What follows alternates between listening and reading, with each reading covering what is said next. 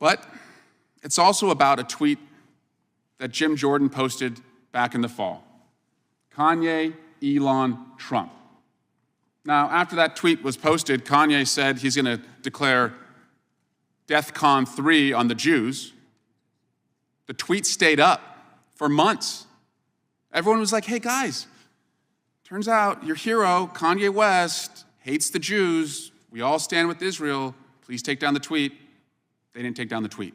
They kept the tweet up. That was California Congressman Eric Swalwell, dragging Republicans with their own tweets during a House hearing chaired by subpoena-dodging Republican Jim Jordan. We had a hearing where you could call anyone in America when you have the majority, the power of a subpoena.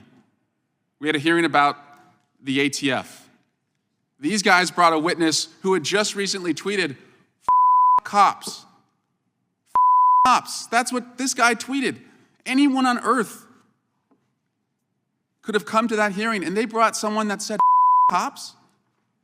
Then one of their colleagues, this is what she's selling on her social media: defund the FBI.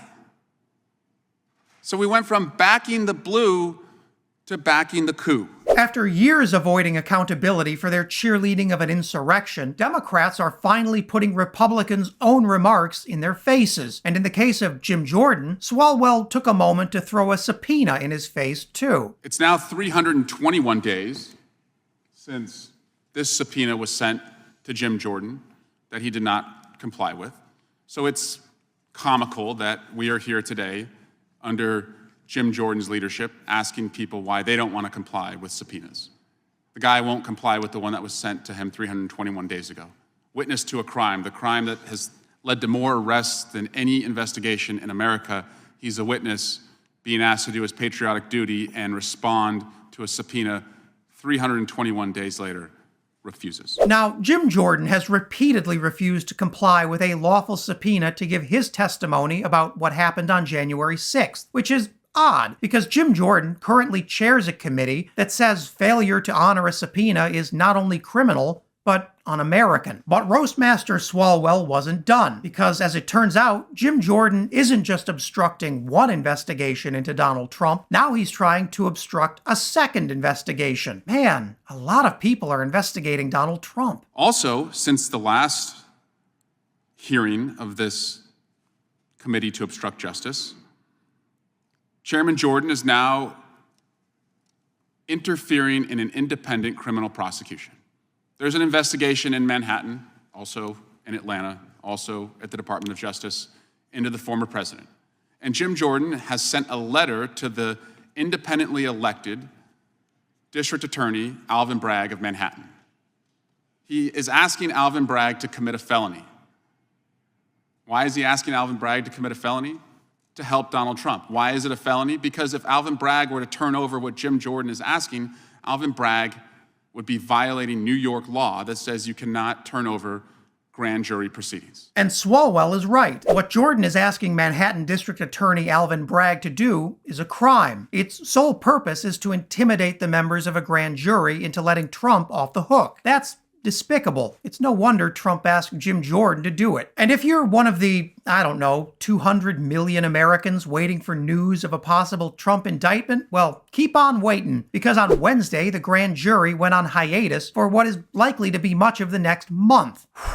Deep breaths. The grand jury had just finished hearing testimony from former National Enquirer publisher David Pecker, the guy Donald Trump reached out to about silencing Stormy Daniels. Now it looks like whatever happens, grand jurors will have until the end of April to stew on it. But even with the court on hiatus, former President Donald Trump just couldn't stop himself from trying to tamper with a jury. In a post to Truth Social, Trump wrote a weird fanfic about the grand jurors yelling at Alvin Bragg before finally demanding they, quote, drop this sick witch hunt now. And in other Trump-related criminal investigation news, a federal judge ruled this week that former Vice President Mike Pence must testify before a different grand jury about conversations he had with Donald Trump leading up to January 6th. That decision is likely to cause a little anxiety over at the Pence house, because the former vice president is now left with only two choices. He can testify or fight his subpoena all the way to the Supreme Court. The man who once wanted to distance himself from Trump's legal woes, is now sitting center stage. With Donald Trump now embroiled in 6 investigations and subpoenas pouring out faster than ever, the question remains, when will something actually happen? And the answer is sooner than you might think. With investigations in Georgia and at the DOJ wrapping up, it's possible those announcements will arrive before the New York grand jury is even back. The Republican Party is going to spend much of the summer looking over its shoulder and waiting, like the rest of us, for answers. For more on how the GOP is screwing up everything, check out this video about what happens when a Fox News anchor actually tells the truth. And as always, please like the video, subscribe to the channel,